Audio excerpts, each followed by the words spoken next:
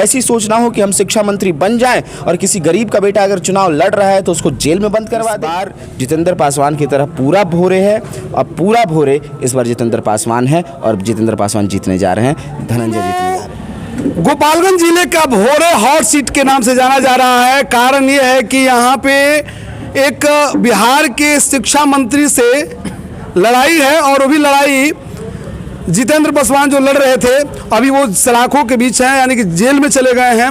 और कहीं ना कहीं इसके पहले भी आप लोग हमारे वीडियो को देखे थे कि जितेंद्र पासवान से रिलेटेड हमने कई वीडियो भी डाला है, आप लोग चैनल पे देख सकते हैं। अभी फिलहाल धनंजय जी हैं जो जेएनयू के छात्र संघ के अध्यक्ष रह चुके हैं और अभी फिलहाल ये चुनावी मैदान में हैं।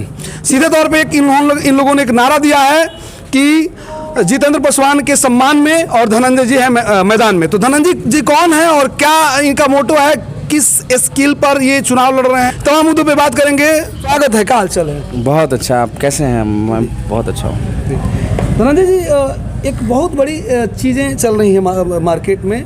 मार्केट इसलिए कह रहे हैं कि अभी ये पूरा दुकान सजा हुआ है और मार्केट बन गया है। आप लोग विधानसभा को मार्केट बना दिए हैं और अभी आप लोग घूम रहे हैं, तमाम चीज़ें हैं, तरह तरह के लोग मिल रहे हैं। कुछ क्वेश्चन ऐसे भी आ रहे हैं कि आप जो है कि गाया से आ गए और आ करके यहाँ पे चुनाव लड़ गए, तो थोड़ा सा अपना परिचय आप दे दें पहले। मेरा नाम धनंजय है और भाकपा माले के हमें कार्यकर्ता हैं और कह लीजिए 10 साल 2014 से हम भाकपा माले से जुड़े हैं।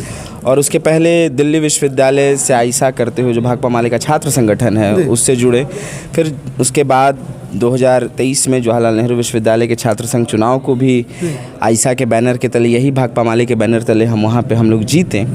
और जो भाकपा माले की विचारधारा है आज के, आप कहिए कि एक समता की, एक बराबरी हो, सबके हिस्से में ज़मीन सबके हिस्से में आसमान हो। आप कह लीजिए कि चाहे ज़मीन का सवाल हो, चाहे रोटी का सवाल हो, सबको बराबरी से मुहैया हो। इस सवाल को देखते हुए और कह लीजिए कि जो सांप्रदायिकता फैलाई है इस सरकार ने, उसके खिलाफ एक मजबूत ताकत, एक मजबूत चट्टान जैसी ताकत भाकपा माले बनी।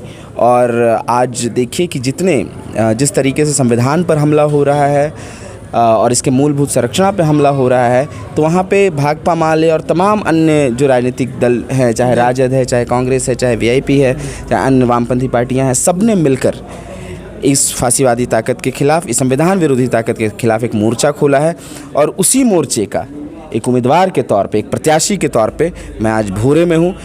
मेरी पढ़ाई लिखाई मैं बता दिया और उसके साथ साथ मेरा परिवार पूरे बिहार में हालांकि रहता है, लेकिन मेरे पिता का घर मेरा गया में है और यहाँ अधिकतर लोग पिता के घर से ही जानते हैं कि लोग कहाँ के हैं। लेकिन मैं पूरे बिहार का हूँ, बिहार में का रहकर दिल्ली में जाकर चुनाव जीता हूँ, दिल्ली के एक विश्वविद्यालय में जाके चुनाव जीता हूँ। तो मेरा ये हक है मुझे पूरे बिहार में कहीं भी चुनाव लड़ने का। और पार्टी की ट्रेनिंग ऐसी है, पार्टी का मोटो ऐसा है कि आप हर जगह उन ताकतों से लड़ते हैं जो गरीबों के खिलाफ हैं। फिलहाल आपकी जो लड़ाई है, जो आपके सामने है, वो है बिहार के शिक्षा मंत्री और उनके आमने सामने आपकी लड़ाई है। कैसे सामना कर पाएंगे आप? बिल्कुल, मुझे लगता है कि यहाँ की जनता उनका सामना कर रही है। आप देखिए कि यहाँ की जनता का वोट चोरी करके वो विधायक बनते हैं और विधायक बन के वो शिक्षा मंत्री बनते हैं। आप जानिए कि आज भी यहाँ कम से कम भोरे की तो हम स्थिति बता सकते हैं कि भोरे की विद्यालयों की स्थिति बद से बदतर हो गई है। एक ही क्लास में, कह लीजिए कि एक ही रूम में 2-2, 3-3 क्लासेस हैं। आप देखिए कि एक ही टीचर है और 3-3 क्लासेस को पढ़ा रहे हैं। टीचर की भर्ती नहीं हुई है, TRE-4 की कोई नोटिफिकेशन नहीं जारी हुआ।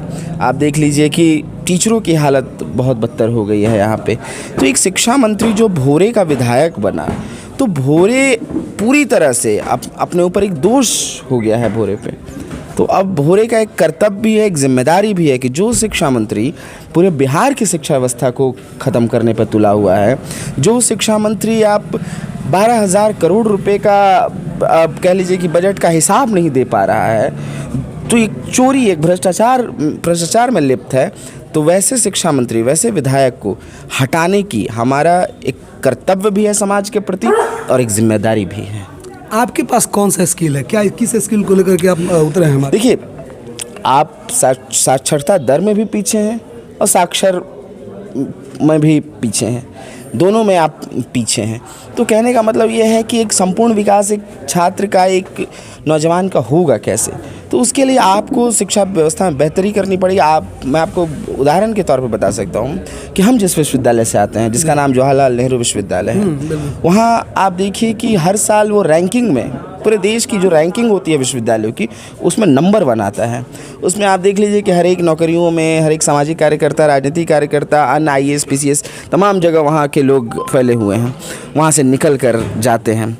वहाँ का फ़ीस आप बता देता हूँ मैं कितना है, 140 रुपया, मात्र 140 रुपया। वो कहीं नहीं होगा। 10 रुपया महीना हॉस्टल का चार्ज है वहाँ पे।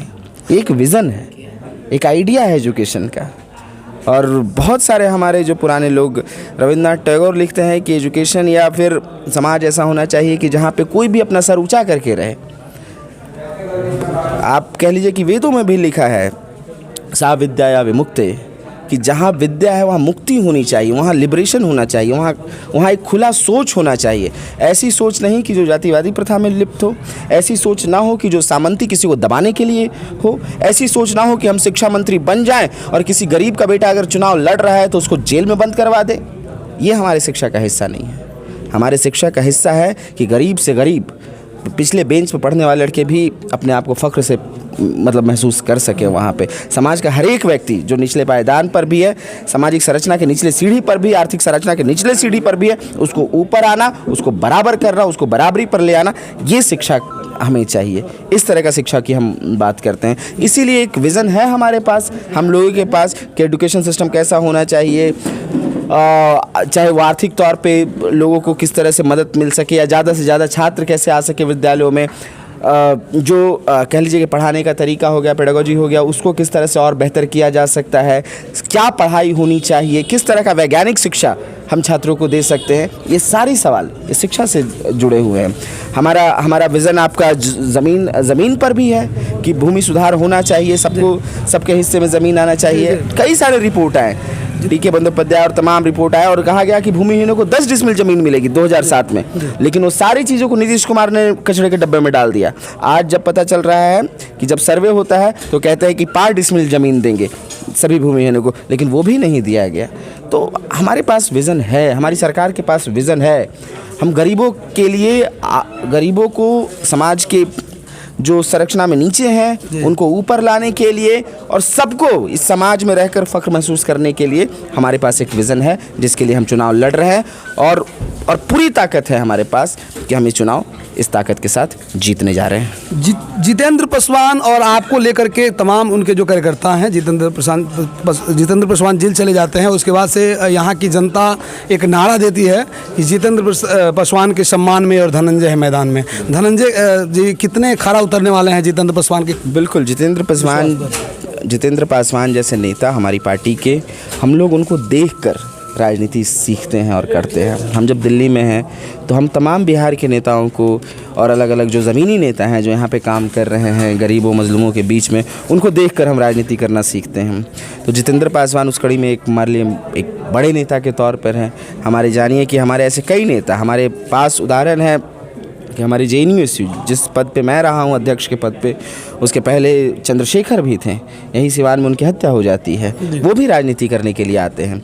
मनोज मंजिल, जिनको वो भी छात्र नेता रहे हैं, आज उनको देखिए कि सलाखों के पीछे डाल दिया गया है। उसी कड़ी में जितेंद्र पासवान को डाल दिया गया है। तो आप अगर सलाखों के पीछे जा रहे हैं सत्ता में, तो आप समझिए कि आप बहादुर आदमी हैं, आप हक के लिए बोलने वाले लोग हैं और आप गरीबों के लिए लड़ने वाले लोग हैं। अगर विपक्ष को डाला जा रहा है, बहुत साफ पता चल रहा है लोगों को। तो इस बार सिर्फ धनंजय नहीं, भोरे की तमाम जनता, सोचने समझने वाली जनता, तरक्की पसंद जनता ये मानती है, जानती है और ये समझती है कि इस बार जितेंद्र पासवान की तरह पूरा भोरे है और पूरा भोरे इस बार जितेंद्र पासवान है और जितेंद्र पासवान जीतने जा रहे हैं, धनंजय जीतने जा रहे हैं। जी बिल्कुल। अगर आपको यहाँ की जनता विधायक बनाती है तो क्या जो मोटो, जो विजन जितेंद्र पासवान का था, वो कितना तक जितेंद्र पासवान और हमारा विज़न एक है। जो विज़न CPI-ML का है, जो विज़न AISA RYA का है, ये विज़न हम दोनों के पास है। जितेंद्र पासवान के पास भी, हमारे पास भी, और CPI-ML के तमाम कार्यकर्ताओं के पास वो विज़न है। तो चुनाव लड़ने से पहले कितना दिन से जानते हैं धनंजय जी आप उनको, जितेंद्र पासवान को? हम बहुत पहले से जानते हैं जितेंद्र पासवान को। आपसे बातचीत होती रहती थी? हमारी, हम 2020 में भी वो चुनाव लड़े थे, उस समय बातचीत हुई। जब हमारा पटना में सम्मेलन कुछ होता था तो उस दौरान जब सारे लोग, अलग अलग जिलों के लोग इकट्ठा होते थे, अलग अलग राज्यों के लोग एक जगह इकट्ठा होते थे, तो हम लोग बिल्कुल मिलते थे, बात करते थे। मंत्री जी से कभी आमना सामना हुआ? नहीं, और मुझे नहीं लगता है कि जनता का सामना मंत्री जी कर पाएंगे। जैसी उन्होंने हालत बना दी है, तो वो जनता का वो सामना नहीं कर पाएंगे। अब जनता उनको नहीं देखना चाहती है। जितेंद्र जी के जगह पे आपको कितना एक्सेप्ट कर रही है यहाँ की जनता?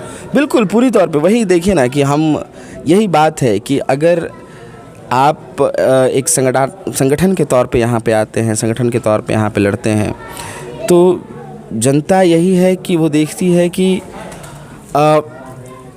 किस तरह से हमारी लड़ाई और मजबूत होगी।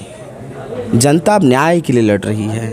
जनता, आप कह लीजिए कि एक बेटे को न्याय दिलाने के लिए लड़ रही है, एक ऐसे मंत्री से लड़ रही है जो पूरे बिहार की शिक्षा व्यवस्था को बर्बाद किया है। तो जनता एक कैंडिडेट के तौर पर बहुत खुले दिल से एक्सेप्ट कर रही है, और अब जनता खुद में ही जितेंद्र पासवान को ढूंढ रही है, खुद में ही धनंजय को ढूंढ रही है। तो मुझे लगता है कि अब ये लड़ाई जनता लड़ रही है, और बतौर कार्यकर्ता मैं यहाँ पे मौजूद हूँ। चलते चलते तमाम श्रोतागण हैं, और आप अपने जो यहाँ जनता जनार्दन है जो, उनके लिए क्या कहिएगा खबरगांव तक के माध्यम से? जी, हम बस यही कहेंगे कि ये लड़ाई अब न्याय की है। बतौर हम लोग सिर्फ चुनाव को महज चुनाव नहीं देख रहे हैं, ये चुनाव एक भोरे की जिम्मेदारी के तौर पर है कि जिस तरह से यहाँ के बेटे को जेल में डाल दिया गया है, एक माँ को उसका बेटा छीन लिया गया है, तो मुझे लगता है कि भोरे की जनता न्याय की तरफ बढ़ेगी, और आने वाले 6 तारीख को 3 तारा जो हमारा चुनाव चिन्ह है, महागठबंधन का, भाकपा माले का यहाँ चुनाव चिन्ह है, वो 3 तारा पर बटन दबाएगी, और हर घर से लोग निकलेंगे, बटन दबाएंगे। ज़्यादा से ज़्यादा तादाद में वोट दिया जाए, वोट दें आप सभी, और उसके साथ 3 तारा पर वोट दें, इसको भी सुनिश्चित आप करें। शुक्रिया। इनकलाब जिंदाबाद। वाह, तो आप लोगों ने देखा हमारे बीच धनंजय जी थे, और उनसे, और हमारी जो वार्ता थी, चुनावी वार्ता थी, कैसा लगा कमेंट्स में राय दीजिएगा। इस वीडियो को ज़्यादा शेयर कीजिएगा। अगले वीडियो में किसी अन्य खबर के साथ, किसी अन्य नेता के साथ हम आपसे रूबरू होंगे। तब तक के लिए खबरगांव तक देखते हैं। इस वीडियो को ज़्यादा शेयर कीजिए। नमस्ते, प्रणाम, जय हिंद।